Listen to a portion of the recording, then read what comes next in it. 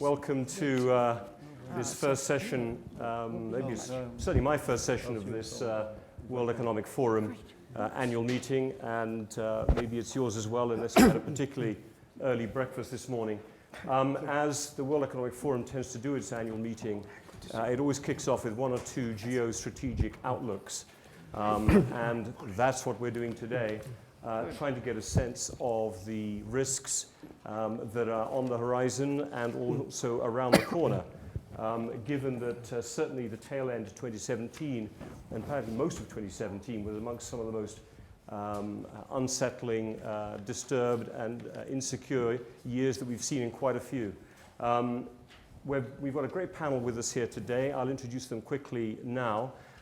This session, just so you know, is on the record, which is not always the case with all of the sessions here at the annual general meeting.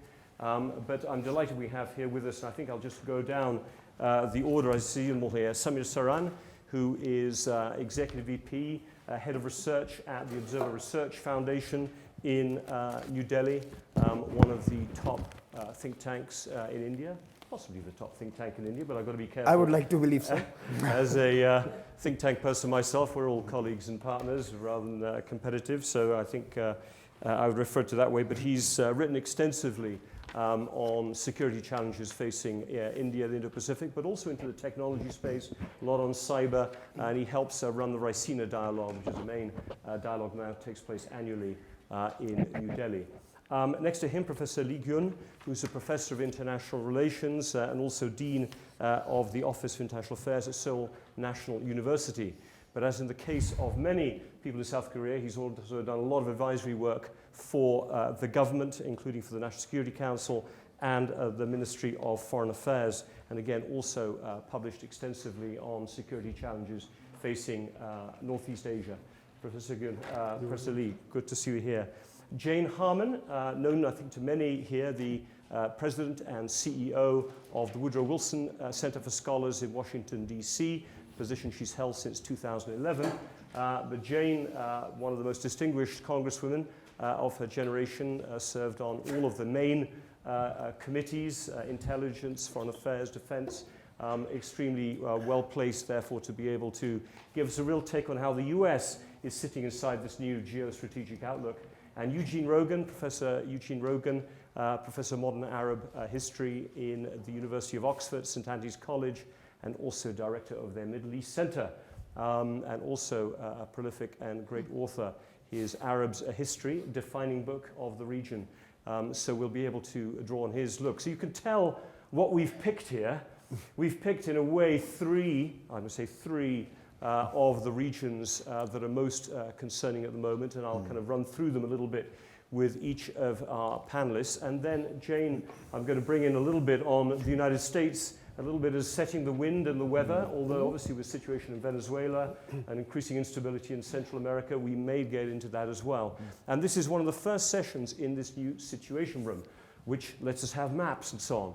Just to remind ourselves exactly of where we are. And I'm going to make sure that this works and see if I can get myself up straight away looking for connection, because I'm going to start, Professor Lee, with you and take us to Korea, because I think this is the part of the world that we're going to be most focused on, and certainly have been for the last few months of the year. Kim Jong-un, I think it would be fair to say, has hotted up the temperature significantly on the peninsula. If we were to be holding this session, 5 months ago, 6 months ago, the talk was seriously about war. Either war by some miscalculation on the border, or potentially conflict or war because the United States would feel it had to take some type of action in advance. So here we are today, just on the other side of the new year, and things seem to be much calmer. You know, we've got North Korean athletes and officials going to the Winter Olympics in Pyeongchang. And I just want to start, first of all, with you, as we are here on the kind of where are we today. Do you think the situation has fundamentally changed? Was Kim Jong-un on a track to try and get himself to where he is now? In other words, with he claims in his New Year message, a nuclear military capacity that could threaten America. Now I can stop. Now I want to be best friends with South Korea again. Has the temperature gone right down? Have we hit a new normal? I think last year's declaration by North Korea that North Korea completed its nuclear capability is a very, very important message to the world. If North Korea claimed that it has completed its nuclear program, then that means it's going to freeze its missile tests and nuclear tests for a while. If you have a completed program, you don't have to test more. So their message was that North Korea is going to freeze its tests for a while, perhaps until September this year, when they will have the 70th anniversary of its National Foundation Day. And then they're going to do the so-called charm offensive during the Pyeongchang Olympic. And then they will see what will happen in the eyes of the United States and South Korea. If the USA and South Korea will not pressure further, then North Korea, I think, would hesitate to do something further. So hold on, so you're saying there's one more, there's a key moment, a kind of military exercise that will take place, you said, right during the period of the Winter Olympics? I think military exercise by the USA and South Korea will be delayed. But I don't know whether or not North Korea will do its own version of military parade. That we'll have to see. And so your sense at the moment is, if we had, is this a 6-month lull? Is this a 1-year lull? Do you think that Kim Jong-un has achieved something that his predecessors had not achieved? In other words, a sense of real security for North Korea? I think Kim Jong-un regime did what it had been planning for a few years. And it achieved its mission. Then the next move is to do the so-called charm offensive. Yes, exactly. And what matters is I think the post-Olympic situation. North Korea will still have nuclear weapons, and there will be military exercises by the USA. And South Korea doesn't have a lot of cards against North Korea. Therefore, unless there are going to be lines of communication between the US and North Korea, it's going to be very, very fragile. So South Korea has become almost an observer to, I won't say a game of chicken, but to a standoff between the United States and North Korea, which are trying to find a modus vivendi, a way to live with each other's security risk. Where does this leave South Korea at the moment? Where does it leave President Moon in particular, who has made a big effort to try to de-escalate? He was chosen as a president who was somebody who would take a more diplomatic stance to North Korea. Do you think the South Korean people, I know there are many different viewpoints, but are they willing to live with this? Well, I think South Korean people are willing to coexist with North Korea as long as nuclear-armed North Korea. Nuclear-armed North Korea, as long as North Korea can be deterred for a while. So preparing a deterrence capability toward North Korea is very, very important. And maintaining a very strong US-South Korea alliance is also very, very important. But in the meantime, we have to build a line of communication between South and North in order to prevent miscommunication and miscalculation and misperception. And at the same time, South Korean government has to do something to open a channel of communication between the USA and North Korea. I think that is the key. And would you advocate living in a situation of mutual deterrence? I think so. I think North Korea has been deterred quite successfully for the past half-century. And I also do think that North Korea will be deterred in the foreseeable future, because there is zero possibility of North Korea winning a war on the Korean Peninsula. There is no way North Korea will win a war. And China would also want to live and is willing to live with that situation of deterrence, which will, after all, require a continuing pretty heavy presence of the United States from a military standpoint in the region. A region, obviously, they've been trying to get the US out of a little bit. Do you think China will be okay with this? I think China will be okay for a while. I mean, not forever, but China will be okay for a while, as long as there is going to be six-party talks or multilateral talks to denuclearize North Korea. Now, this is the area of nuclear strategic stability. As long as there is a stability, I think it's going to be okay for a while.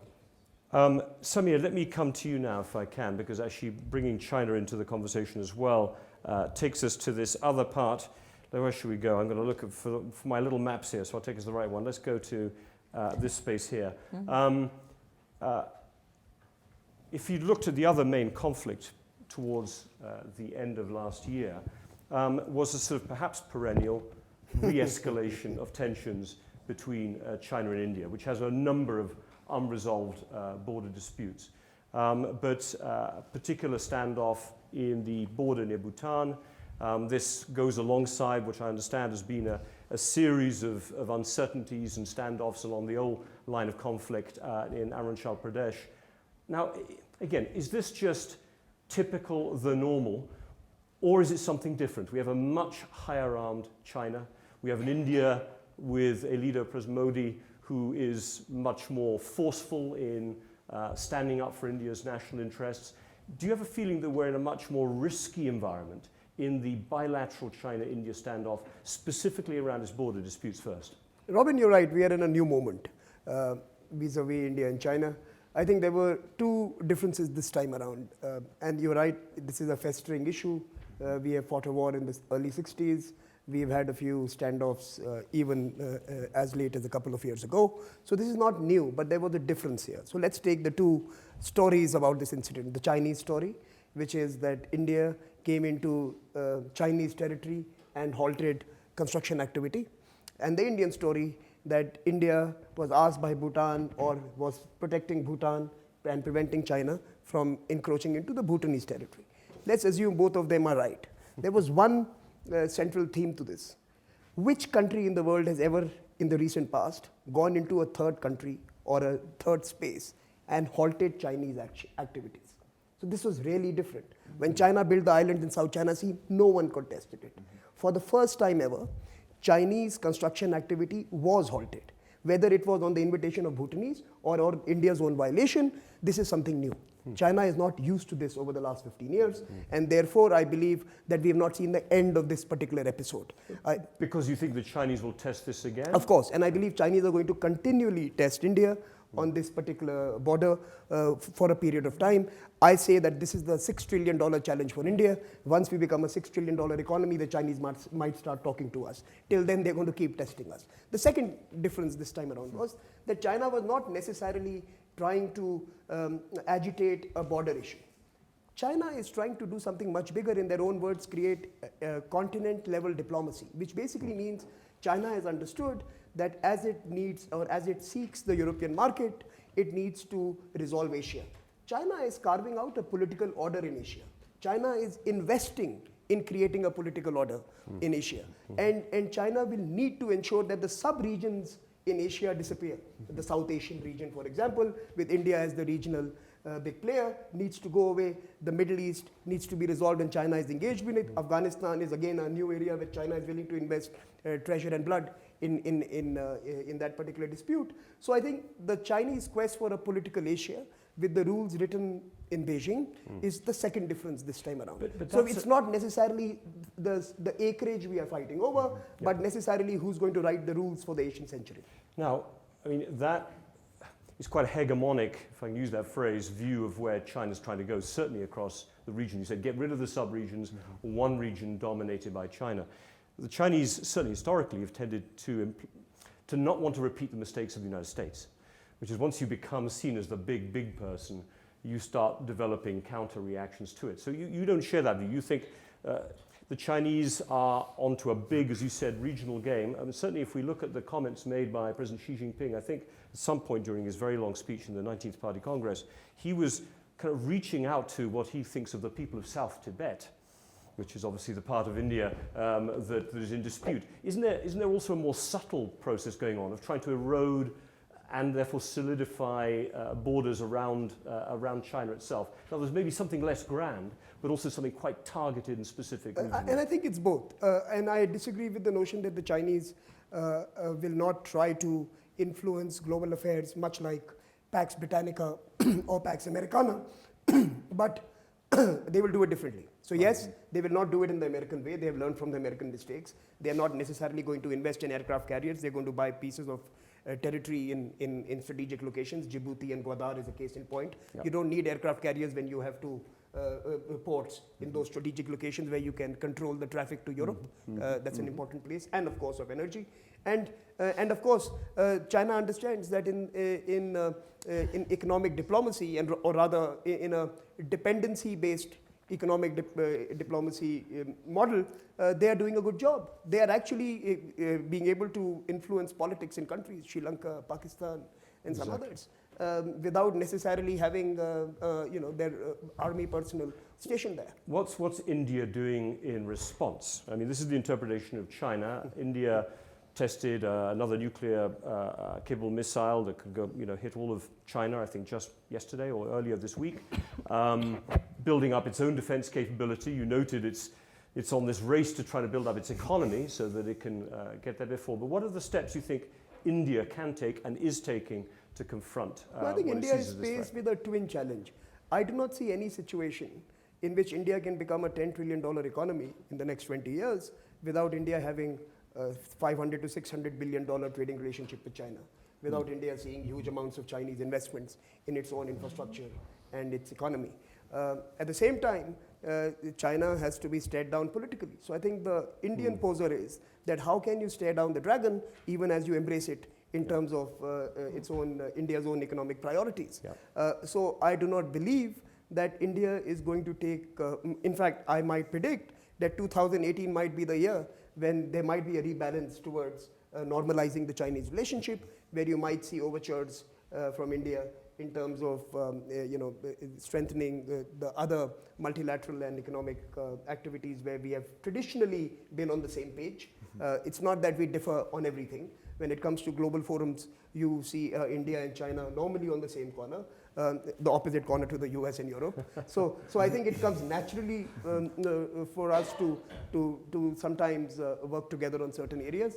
And I think you will see India increasingly being far more welcoming in terms of global governance and economics, even as it becomes creates a credible political deterrence against China. And you mentioned only one of those, which is the nuclear triad. But I think you will see greater Indian investments in its submarine and naval capabilities in the Indian Ocean, because as the glacier melts, the contest of the Himalayas will be now fought off in the oceans, in the seas of Arabian Sea and the Bay of Bengal. You mentioned, last question to you, and I want to come to Eugene, but you mentioned there, not always standing with Europe and America.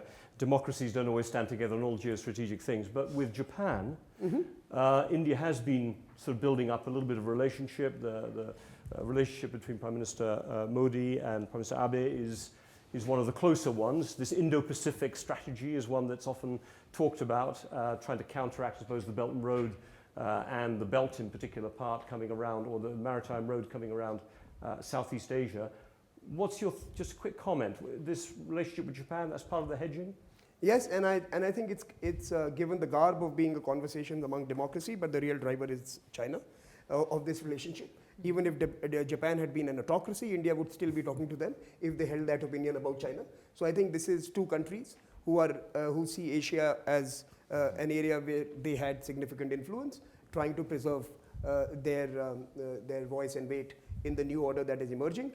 But having said that, it is extremely important that India, Japan, some of the ASEAN countries, and certainly the US in some capacity, are able to put forward a credible option to the BRI. It's not enough to say BRI is bad, the economic model creates dependencies, countries are going bankrupt, it's hegemonic.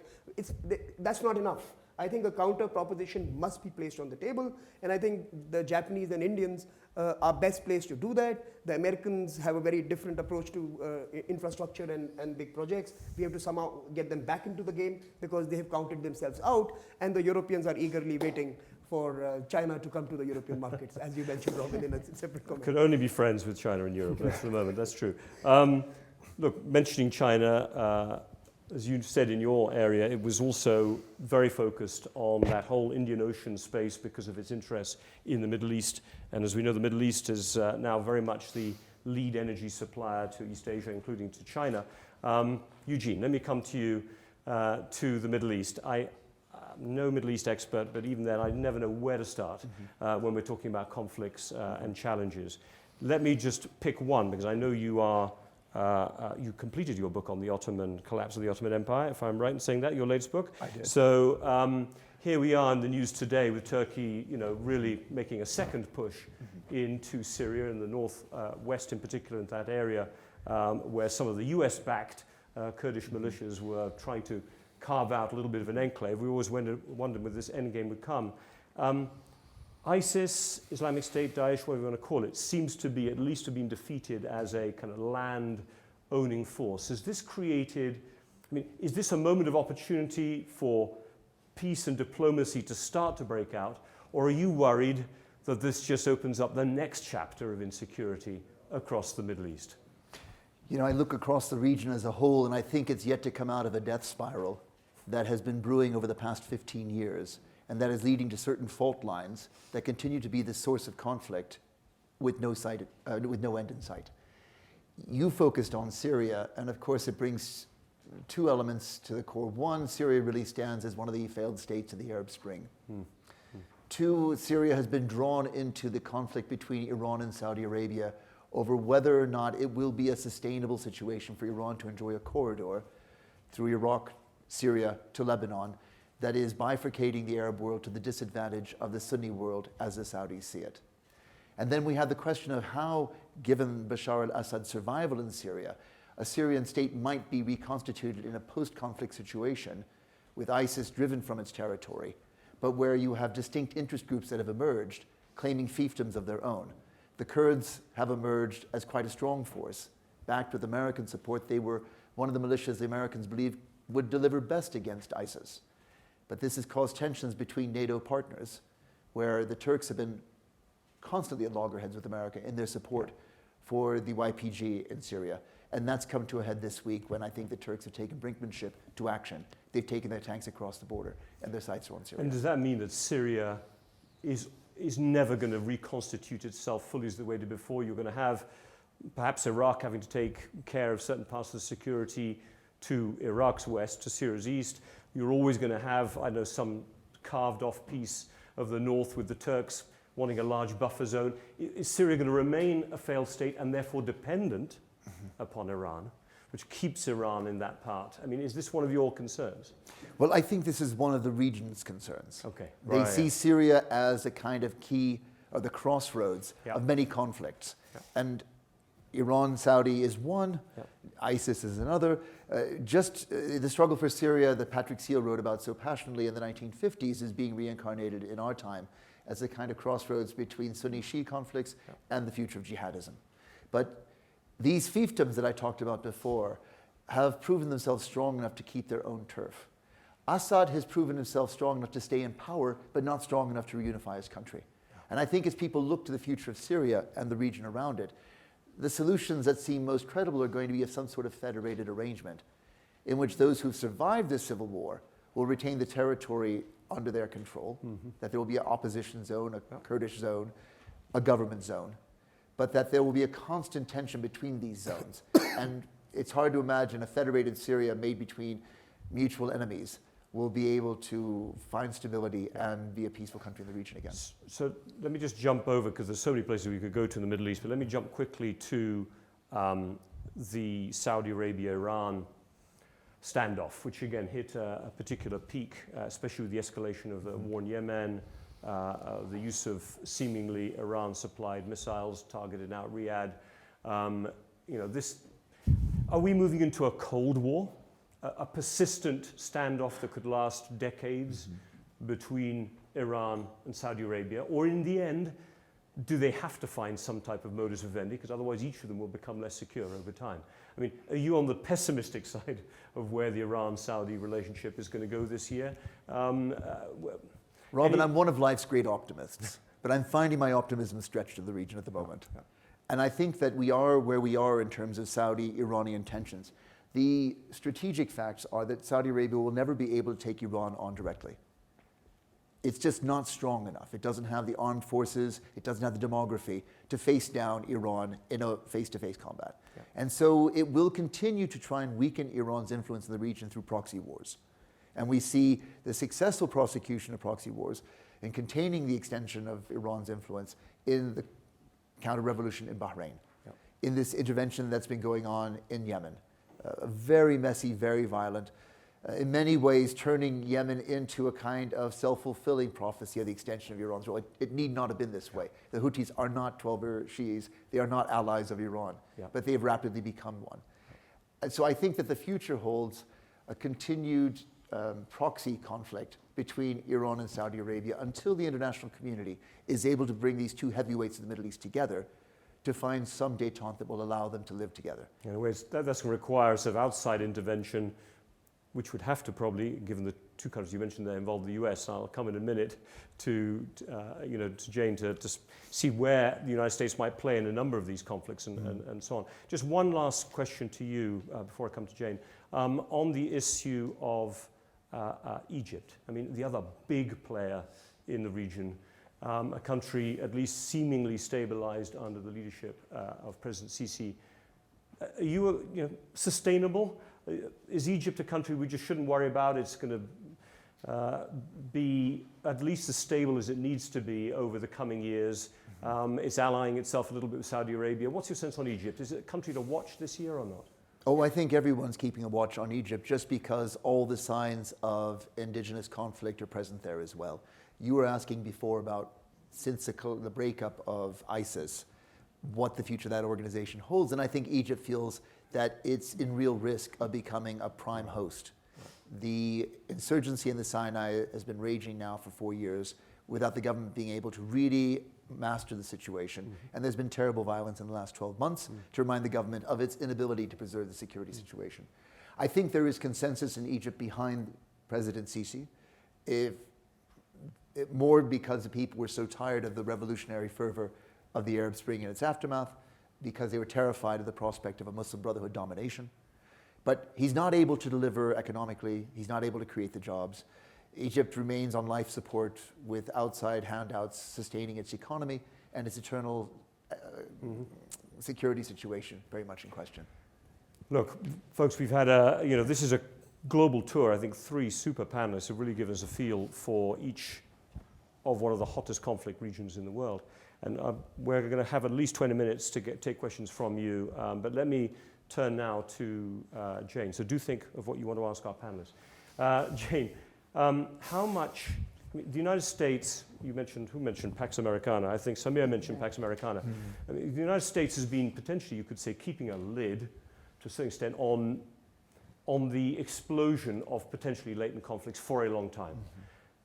Some people might say that a lot of what has blown up in the recent years, which administration do you sort of engage in some of the blame game on? Is it the George W. Bush intervention? Is it Barack Obama leading from behind and pulling back? Is it now President Trump saying America first, I don't really care that much about the rest of the world? If you were just to elevate it a little bit, do you think the United States, how can I put it, is at fault for this continuing expansion, or this stuff would have happened in any case? Let me just start with that, and then I want to come to what you think this president is doing about it. But how did we get here? Is America partly at fault, or really this was inevitable? Well, Robin, let me point out the supreme irony of having the head of Chatham House preside over a conversation not under Chatham House rules. I know. It's not an irony, it's a pleasure. I don't know how to handle myself. We can tweet on this one. And also, let me point out, I mean, everyone here knows this, but we have moved in our lifetimes, or at least in my lifetime, from a bipolar world to a unipolar world to a multipolar world. Yeah. And navigating that is hard for anybody. So at least that would be another observation. Who's to blame? I'm so tired of that conversation, I can barely stand it. I just was watching the meltdown of the United States government, which was a live fire exercise. I mean, the Wilson Center has 36 employees who were on the federal payroll, and so they were out of work on Saturday morning. They're back to work today, but they were told yesterday to clear out their desks because they were furloughed.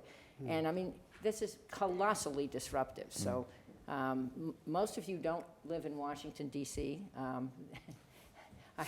the entertainment capital of the world, but I'll just point out it's dizzying. So extracting from that, and the whole conversation by both political parties. I am a centrist Democrat, one of the last 5 on earth. But I don't excuse my party or the other party. It's all about messaging so the other guy looks bad.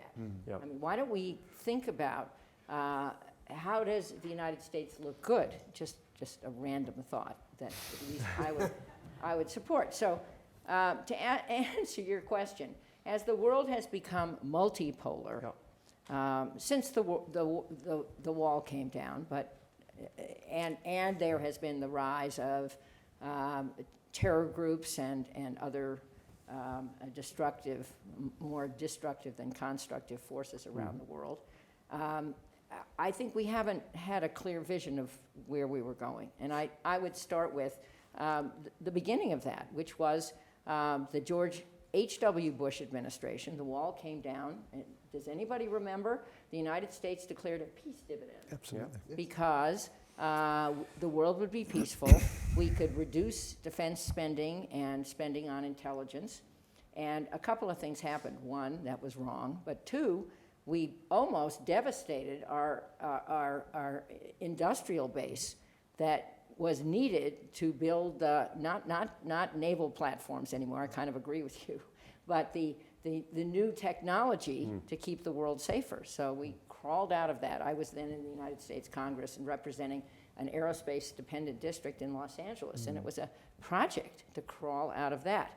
But then we didn't anticipate, and I don't think anybody did, but certainly we did not anticipate how lethal Al-Qaeda would become. And we had several massive intelligence failures, one of them on 9/11, a second of them with respect to the weapons of mass destruction, claimed weapons of mass destruction in Iraq, which was the cause for the United States adventure in Iraq. And I'm looking at Amr Musa, who came in just a few minutes late, but I hope you're going to ask some questions. A very wise voices in here. But at any rate, so who do we blame? Well, everyone got it wrong, Robin. But it's not so much I raised the blame issue because I think one of the patterns one feels across each of the regions is the sense that maybe the US is not going to be there anymore. Okay, well, and that's the point I want to come to is do you think this is a year where we might see the US re-engage? Is the US still in a structural process of disengaging? Because that will then influence whether these conflict regions remain hot, I think, to a certain extent. Well, I don't think that the US has had an adequate, if we even have one, strategy across the world for projecting power in this multipolar world. I don't think we have that. Last week, again, I'm not blaming anybody in particular. Last week, the Trump administration came out with a national defense strategy announced by Jim Mattis, our very capable Secretary of Defense. And it has 3 prongs. Number 1 is build lethality.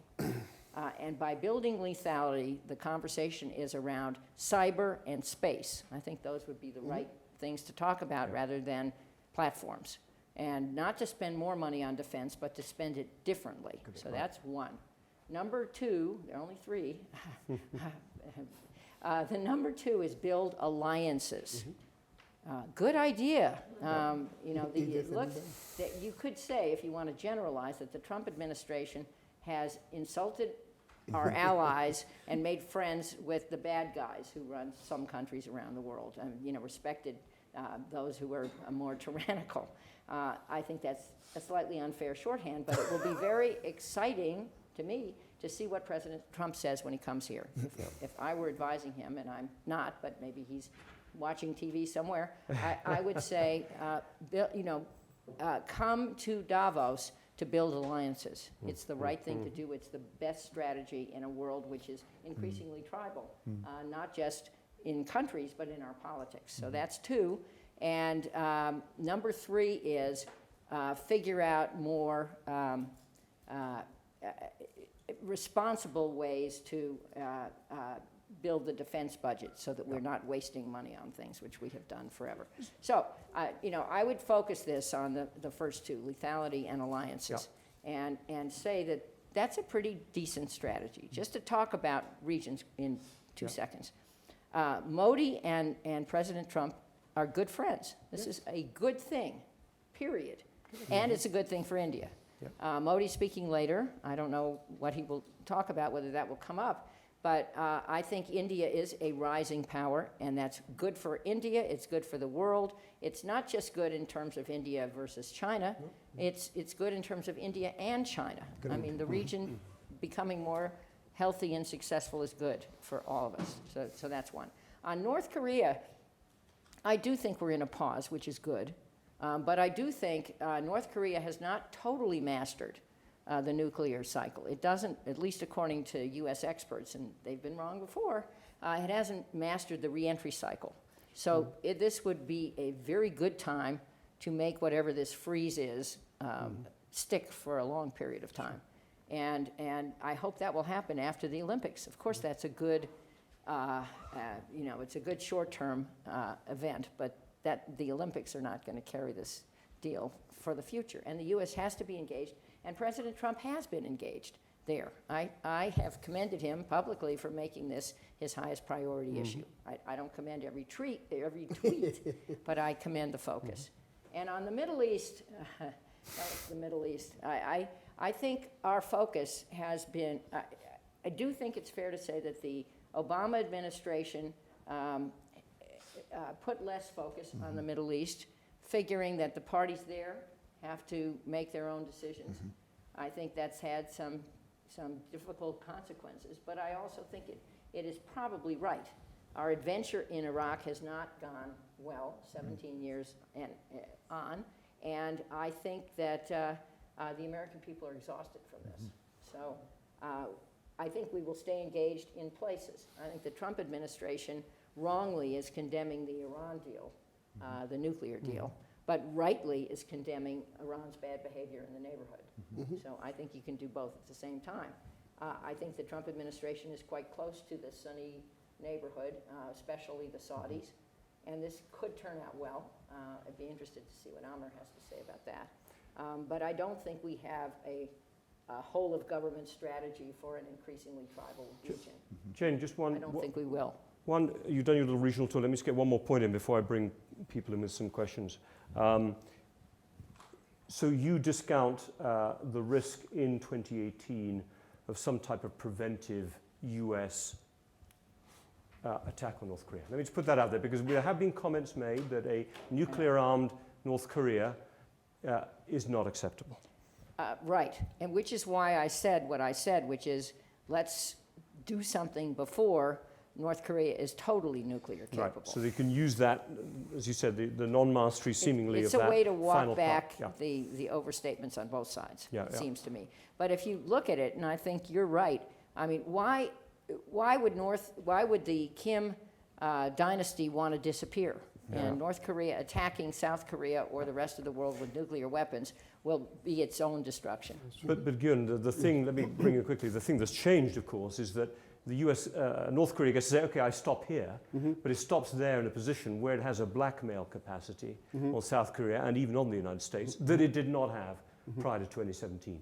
Do you think that changes? I mean, has the security situation on the Korean Peninsula fundamentally changed if we try to move to a sort of deterrence world where, in essence, the North can blackmail the South and blackmail maybe the US? Well, I think if North Korea is going to blackmail South Korea, we have to wonder why they are going to blackmail. Would they want Samsung Corporation or Hyundai automobiles, or would they want a peace regime on the Korean Peninsula, or would they want guarantee of their regime survival? I think they would want the guarantee of their regime survival. Perhaps they may want the loosening of the sanction regime, but the blackmail might not be that valuable to North Korea. So and on the issue of preventive attack, I think the Hawaii false alert incident was a game changer. The people panicked there, and Washington did not do a lot of things on that. Actually, the President Trump was more interested in another kind of fire and fury than the real fire and fury.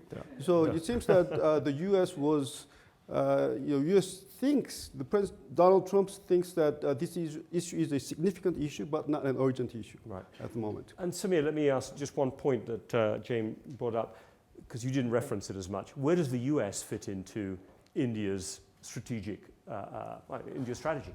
We talked about the relationship with Japan, we talked about the relationship with China, we talked about the region regionally. Where does the US fit into the India strategy or the Modi strategy? I think ever since the Clinton administration or the end years of Clinton, both countries have realized that there is something important in this partnership. Under President Obama, we took huge steps in institutionalizing a top-down relationship into a relationship where the DODs and the State Departments and the Foreign Ministry were speaking to each other. And under Trump, I think we've got the rhetorical flourish. He's added the rhetorical flourish to a relationship that was always evolving. I think now there is also a need for this. Earlier it was an objective and intention. Today it's a necessity. I think as US chooses its overseas battlefields or overseas theaters or overseas areas of interest, it will have to start relying on alliances, the second point raised by the Defense Secretary. And there India becomes an important partner. India, along with Japan, maybe, and some other countries in that region, will have to start taking ownership of preserving a largely liberal system that was assiduously put in place in the 7 decades. But I just want to respond to one thing Jane said, and I think she's right. We have never before in history, or at least in modern history, seen a stable multilateral system work in a multipolar world. We've always had either one or two superpowers or big players underwrite it.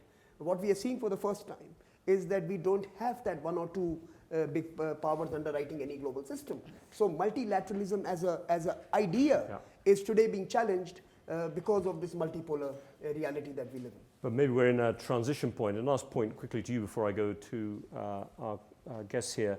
Eugene, actually to Samir's point, is China becoming a player? I mean, might China's economic engagement in the Middle East, especially in the Gulf, because it's engaged, as we know, both with Saudi and with Iran, could China over time become, through its economic influence, a kind of countervailing or stabilizing force? Just a quick thought on that. I think many in the region look to China to play just that role. But this is a conversation that I've been having with colleagues in China. And my question to them is, can you continue to rely on your economic weight to give you influence in the region? Will you not eventually get drawn into the politics of the region? The more you have exposure in the region, the more you're going to need to defend your interests by getting engaged in the politics. So I think China is still in this kind of halcyon moment where it can try and influence the region and be the disinterested great power. And everyone's welcoming China with open arms. But in the end, it will get drawn into the very complicated politics of the region. Okay, look, we've got a lot of good material to work off here. Let me take a few points from all of you here. Take 2 or 3. Introduce yourselves if you want. I don't know if we have to wait for microphones. We do? Yeah, there's a microphone. Espen, you have your hand up first. Why not? Seems very appropriate. Thank you, Robin. Excellent panel. Thanks to all of you. And it's on exactly this last point, because we know that United States is getting much less dependent on Middle Eastern oil, whereas China and India is getting much more dependent on Middle Eastern oil. And my question is, what is, and I think you started to touch on that, but what is actually the long-term consequences for the engagement of not only China, but also India in the Middle East? And what does it mean for a potential reduced American interest in the Middle East? And how do the Middle East respond to that? That was the long question. And the very short one is, does Europe figure at all in this picture? Who's going to, I suppose I'll have to answer that question as European. No. Eugene, we can do that as well. Let me get a couple more points. Anyone else want to come in right here? Yeah. Amr first, and then Musa, and then Patrick. The microphone, please. Well, thank you. The panel is a very good one and a lot of arguments. But for the shortness of time, I would concentrate on the role of America in the Middle East in 2018. And there is the impression that America has not yet made up her mind about what to do on 5 points: Syria, Israel, Palestine, Iraq, and the Kurds. The Arab dimension, relations with the Arab world, then Iran and Turkey. I see the discussion, nobody mentioned Turkey and the role of Turkey in the Middle East and the maneuvers they are. We did cover that right at the beginning, just so you know. Yeah. We mentioned that slightly at the beginning, you were saying, yeah. So the point is that nothing in these very dangerous, serious issues, nothing would tell us what is the policy of the United States. Is there a policy? or it has become a multipolar world, and therefore America is waiting to coordinate with Europe, etc. Of course, Geun is right.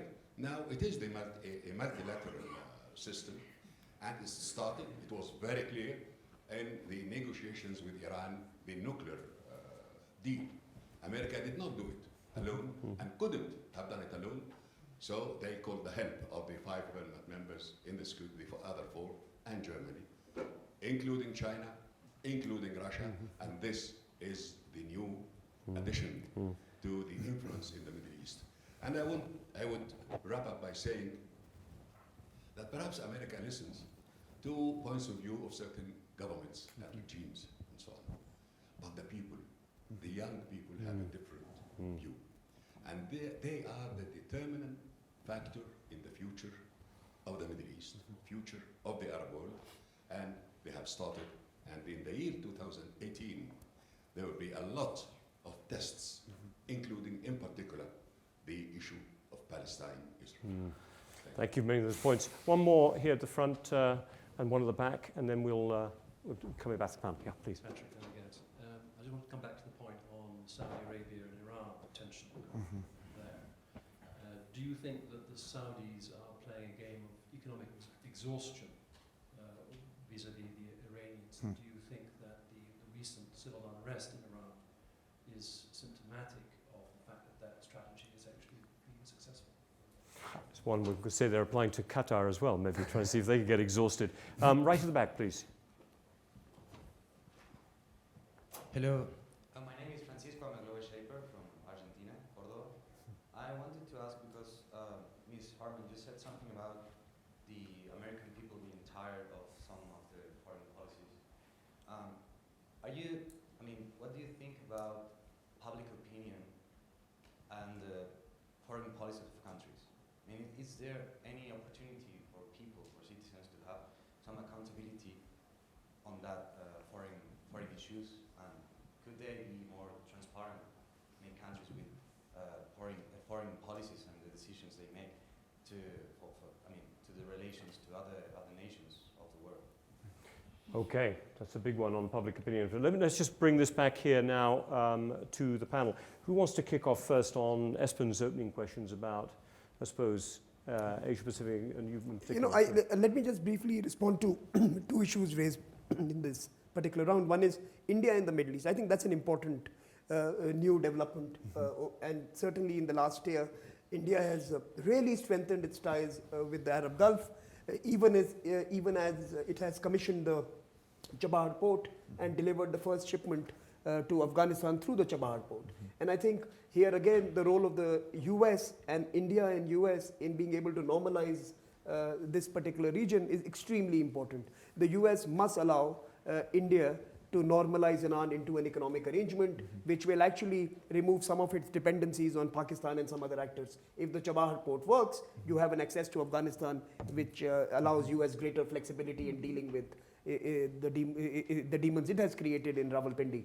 But more importantly, I think what India does with Saudi Arabia and what it does with the UAE is also going to change the way politics plays out in that region. The UAE is the first of those countries which has actually announced $1 billion. It actually has made a $1 billion bet on infrastructure in India, and this is the first billion out of many more that it has committed to spend on India's story over the next few years. So I think that is an area to watch out for. India and the Arab Gulf, India and Iran, and what that does to the region. And what do you expect in that region from Europe? And this is, I didn't want to come on to the Europe question, but I really want to say this, that for a country that wished EU did not exist because of its preachy ways with us, for a country that ignored EU to the extent it could, I think India is beginning to realize the importance of norm-based conversations, of values, because as the asymmetry with China grows, India is going to be throwing norms at China. India is going to be throwing values at China. And EU is going to become an increasingly strong ally unless China's salami slices EU before that. So our interest would be a strong EU because we share a common periphery, which is called the Middle East. And we share, of course, history and and traditional links, which are extremely important as we experience a world in transition. So interestingly, you're talking about Europe's role not so much as a security actor or a player there, but really within this multipolar conceptual world, a potential partner. That's right. On that front. As a partner in creating norms for cyber, norms for outer space, norms for deep oceans, and most importantly, partnering in normalizing the Middle East. We both share the same periphery. Your border is my border as well. But Europe used to look at Washington before making its policies in the Middle East. It should have been talking to India. And I think that conversation needs to begin. Do you want to pick up on any of these points? Yeah, I have just one comment Geun. on Europe's role in Northeast Asia.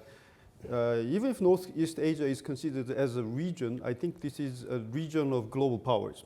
We have two military superpowers, the USA and Russia. We have #1 economy in the world, #2 economy in the world, and #3 economy in the world, dealing with South Korea and North Korea. So this is, in fact, a region of global powers. And what we are missing is Europe, which is another global power. And in the course of settling this North Korea's nuclear program issues, there have been always the balancing between the US and Japan on the one hand, and China and Russia on the other. Yes. And South Korea was stuck in between. And Europe would play a very, very important role of balancing, tipping the balance toward some camp, particularly with its very, very attractive normative and soft power. So I think Europe's role in Northeast Asia is very, very needed. And let me just bring one point I also want to come to Jane on before we get to the Middle East. Russia. And Russia came up in the comments on the Middle East. Russia, an increasingly interesting player in the Korean conflict as well, Geun, wouldn't you say? What do you think Russia's kind of game, if I can put it that way, is on the Korean peninsula in particular? I'm afraid Russia has been losing its influence over the Korean peninsula issue. I don't know why, but the problem is that Russia has a lot of information on North Korea's nuclear program, and Russia has the ability to balance the tip between two camps. So I think Russia needs to come in as a player. But I don't know why Russia is losing its influence so rapidly. I mean, so this map, which has hopefully come up right now, just reminds you how close and how important it is, especially if Russia's looking at in President Putin's next term, assuming he wins it, a much more bigger emphasis on the economic strategy and more on the Asia side of its economic strategy. So maybe we will see Russia play a little bit more. Jane, can I bring you in a little bit on because there are a lot of questions for Eugene on the Middle East, but this one, pick up on any of these points that you've heard so far, but the public opinion one, of course, is very important from the young gentleman at the back. Well, let me just comment on Russia's role in North Korea. Russia's been a bad actor. Russia has been a proliferator to North Korea. Everyone wonders why the program has accelerated as fast as it has. I think Russia is the big reason. Russia also was a proliferator to Iran in terms of missile capability, an active proliferator. So, and Russia is meddling. We haven't missed this either in the politics of Europe and the United States. And there's absolute proof that this is happening. And it's not just the specific claims of cyber meddling, but it is this massive PR and disinformation campaign that I think could threaten to unravel any possibility of governments relying on the facts that they glean from a very messy world. So it's, I think Russia has to, we missed Russia, but I'm glad I got you written brought down it here, back. Jane Russia. I should have written this, so I'm Glad glad you you've gone brought there. it back, Robin. on this, and to Amr, I don't think we have a strategy in the Middle East. I don't think we've had one for a very long time. I think we have tactics with respect to different countries and different issues. And I do agree with you that your list of 5, it's important to have the U.S. involved in some way, and it's important to resolve those issues, especially Israel-Palestine, I think. And so I just want to say that. On the issue of public opinion, it seems to me that, I don't know whether you were talking about public opinion in those countries or public opinion in our country. I think it was meant in your country, but focus on yours, I think. We have not had the kind of robust public debate we should have in the United States about what the U.S. role is in the world. We don't have that conversation anymore. And Congress, because it is so dysfunctional, is not able to help have that conversation. The U.S. has not authorized the use of military force with respect to numbers of places in the Middle East where we're actively engaged using military force because Congress can't agree on how to do it. And so by default, our president, all of them, Bush 43, Obama, and now Trump, makes up the rules under the commander-in-chief authorities of our president and uses the very tired authorization to go into Afghanistan, which I voted for, to come after the people who attacked us on 9/11. So I'm just saying, our public polling, I don't think really is helpful because our public is so underinformed. I'm going to come back to each, just to warn you, I want to come back to each of you after Eugene. Your number one worry for 2018, strategically in your region, and your number one breakthrough, opportunity. So one of those each to finish up. But Eugene, before that, just sort out the Middle East, can you? Because there are a whole bunch of questions there. No, sort out the Middle East and in you've got 90 seconds. You say you've got about 2 minutes. There are a host of really good questions here. The thing that strikes me in terms of the long game between the Chinese and America in the Gulf region, it all comes down to stability and predictability. And where I think China has the edge over the United States in an area that has traditionally been America's backyard, a place where America really could count on having top influence, is that Xi Jinping projects stability and continuity. The people in the region will know who they're dealing with, and they can predict what drives them and what will be the drivers of their relationship. And it's not just to make a cheap joke about Donald Trump, but he is not stable, and he's not predictable, and he's not the phenomenon. It's actually, he's a symptom of the phenomenon, which is our bipolar Congress and the electorate that brings it to power. We are a very deeply divided America. Our concerns are primarily domestic. One reason why our politicians aren't driven to conceive of a global strategy is because it doesn't earn them votes, and God, they're desperate for their votes back home. And I think this is why, in a sense, they're not going to be able to make progress on all the very important issues that the excellent Amr Moussa has highlighted for us. The one thing with the broad historical perspective, and I'll close on this, is that there's one continuity between 100 years ago and today. Sykes-Picot, when the carve-up was being done by Russia, France, Britain, and what goes on today, is that the great powers of the time have never actually been concerned about achieving a stable Middle East. They've been concerned about achieving a balance of power among themselves. And it will take quite a change in perspective for Russia and the United States and China to be more concerned about stabilizing the region than what's going to be in their own perceived short-term interests. And I think that has been at the heart of where the international powers have destabilized this region 100 years ago and are still doing so today. Eugene, you've been so disciplined. Just give me about 20 seconds. The Palestine issue, which people said, oh, that doesn't matter as much now. There's much bigger IS, Iraq, Iran. It's right up on the boil again. Do you see that kind of breaking out this coming year, or, this year that we're in at the moment, or do you think it's still in this sort of It's clearly a decisive year. I think the decision to recognize Jerusalem as Israel's capital has very significant consequences for America's brokering of negotiations between. This is clearly the year where Mahmoud Abbas is going to ask Europe to recognize Palestine as a state. And I wish him every success. It's going to be a hard sell, but it would take some other power stepping in to counterbalance initiatives taken by America that don't have the long-term interests of the region at heart and are very, very destabilizing. Okay. Prediction? So prediction is the asymmetry. An actor like Russia, with probably the second most powerful political force and an economy only $1.5 trillion, can do something really stupid. They're not invested in the global system, and we have to watch out for them.